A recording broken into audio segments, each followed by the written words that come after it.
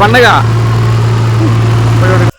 Welcome to టివేట్ voice. Anakapalli జిల్లా మాకవరపాలెం మండలంలో ఆసరా చెక్కుల పంపిణీ కార్యక్రమంలో ఎమ్మెల్యే పెట్ల ఉమాశంకర్ గణేష్ పాల్గొన్నారు. వేలాదిగా వచ్చిన మహిళల మధ్య ప్రభుత్వ సంక్షేమ పథకాలను వివరిస్తూనే తెలుగుదేశం ప్రభుత్వంపై తీవ్ర విమర్శలు చేశారు. అనంతరం ఇచ్చిన మాట ప్రకారం చేసిన పథకాల గురించి తెలియజేశారు. స్వాతంత్రం వచ్చిన తర్వాత నుండి ప్రస్తుతం వరకు ఎన్ని మెడికల్ కాలేజీలు ఉన్నాయి, ప్రస్తుతం ఎన్ని మెడికల్ కాలేజీలు వచ్చాయి, మాకవరపాలెం మండలానికి ఎందుకు ప్రత్యేకంగా 500 కోట్ల రూపాయలతో మెడికల్ కాలేజీలు ఇచ్చారు అనే విషయంపై ఎమ్మెల్యే మాట్లాడారు.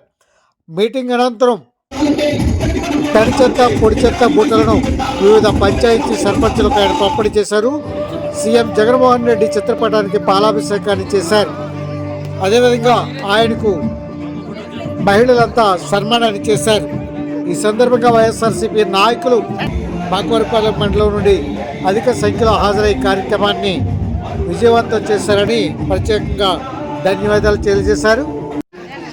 కార్యక్రమంలో అధికారులతో పాటు అధిక సంఖ్యలో వైఎస్ఆర్సీపీ శ్రేణులు, పంచాయతీ కార్యదర్శులు, అదేవిధంగా సచివాలయ ఉద్యోగులు, మండల పరిషత్తు సిబ్బంది తదితరులు పాల్గొన్నారు. ఆయన ప్రత్యేకంగా మాట్లాడుతున్న వీడియోను మీకు అందించే ప్రయత్నం చేస్తున్నాం.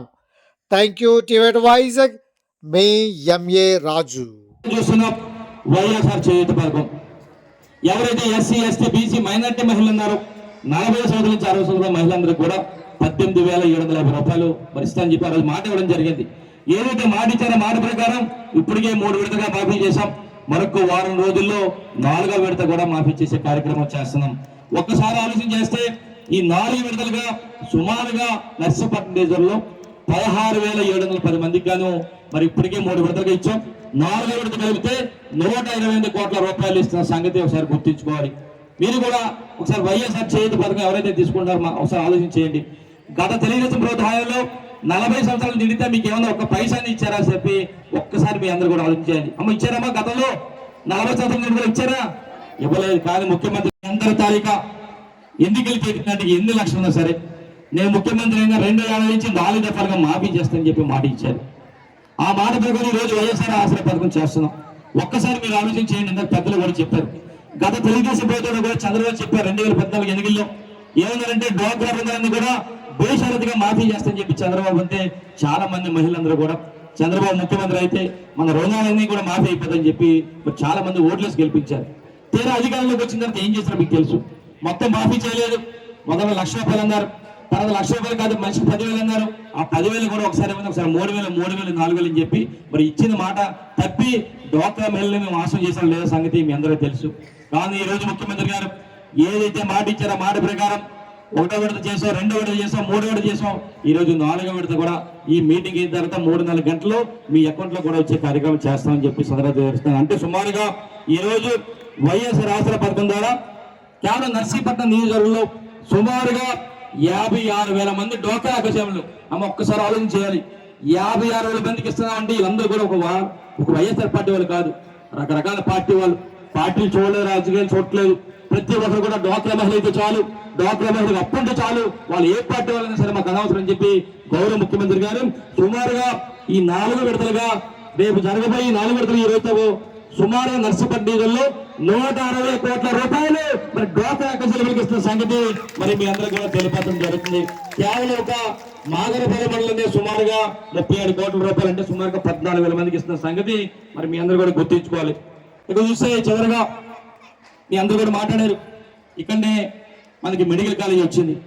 ఆ రోజు 2019 ఎన్నికల్లో ముఖ్యమంత్రి గారు నర్సీపట్నం వచ్చినప్పుడు ఓ మాట అడిగిన బహిరంగ సభలో, అన్న ఈ రోజు మాకు నర్సీపట్నంలో హాస్పిటల్ ఉంది, 150 పడగల హాస్పిటల్ ఉంది, మరి మెరుగైన వైద్యం కావాలంటే ఏదైనా యాక్సిడెంట్ అయినా, ఏదైనా ప్రమాదం జరిగిన ఏదైనా మరి విశాఖపట్నం వెళ్ళాల్సిన పరిస్థితి. విశాఖపట్నం వెళ్తే 2 గంటల ప్రయాణం చేస్తున్నాం. 2 గంటల్లో చాలా మంది చనిపోయిన పరిస్థితి కనుక దయచేసి అన్న ఇక్కడ 150 పడగల హాస్పిటల్లో మెరుగైన వైద్యం కోసం మరీ అప్లికేట్ చేయాలని చెప్పి అది కోరాం. కానీ గౌరవ ముఖ్యమంత్రి గారు ఈ రోజు 500 కోట్ల రూపాయలతో ఇదే మండలంలో సుమారుగా 630 పడగల హాస్పిటల్ ఇస్తున్నారు. ఒక్కసారి మీరు ఆలోచన చేయాలి. ఈ రోజు స్వాతంత్రం వచ్చిన తర్వాత మన ఆంధ్రప్రదేశ్ రాష్ట్రంలో కేవలం 11 ప్రభుత్వ మెడికల్ కాలేజీలు ఉన్నాయి. స్వాతంత్రం వచ్చిన దాని నుంచి 2019 వరకు కూడా కేవలం 11 మెడికల్ కాలేజీలే. కానీ గౌరవ ముఖ్యమంత్రి గారు వచ్చిన తర్వాత ఈ 5 సంవత్సరాల కాలంలో ఆంధ్రప్రదేశ్ రాష్ట్రంలో 17 మెడికల్ కాలేజీలు వస్తున్నాయి. అంటే ఒక్కసారి ఆలోచించాలి. ఈరోజు ఆంధ్రప్రదేశ్ రాష్ట్రంలో 175 ఉద్యోగాలు ఉంటే అందులో 17 శాంక్షన్ చేస్తే అందులో మన నర్సీపట్నం మాగాడపాలు ఇచ్చినందుకు నిజంగా మన ప్రాంత ప్రజలందరి తరఫున గౌరవ ముఖ్యమంత్రి గారు ప్రత్యేక ధన్యవాదాలు మరి అందరూ కూడా తెలియాల్సిన అవసరం ఉంది. అందుకని మరొకసారి చెప్తున్నాం, మీ అందరూ కూడా వచ్చే ఎన్నికలు వస్తున్నాయి, మరొక 2 నెలలు ఎన్నికలు వస్తున్నాయి.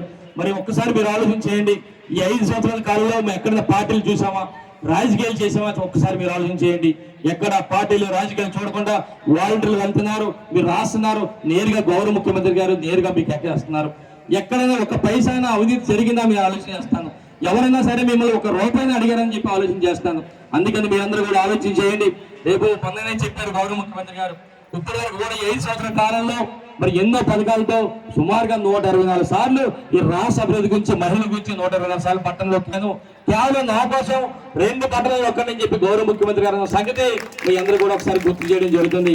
అందుకనే ఈరోజు ఒకే మాట చెప్తున్నాం, జగనన్న పాలనలో ఒకే పాట అందామన్నా, నా పాలనలో మంచి జరిగి ఉందంటే మీరు భావిస్తేనే నాకు మీరు అండగా ఉండాలని చెప్పి గౌరవ ముఖ్యమంత్రి గారు కోరుకున్నారు.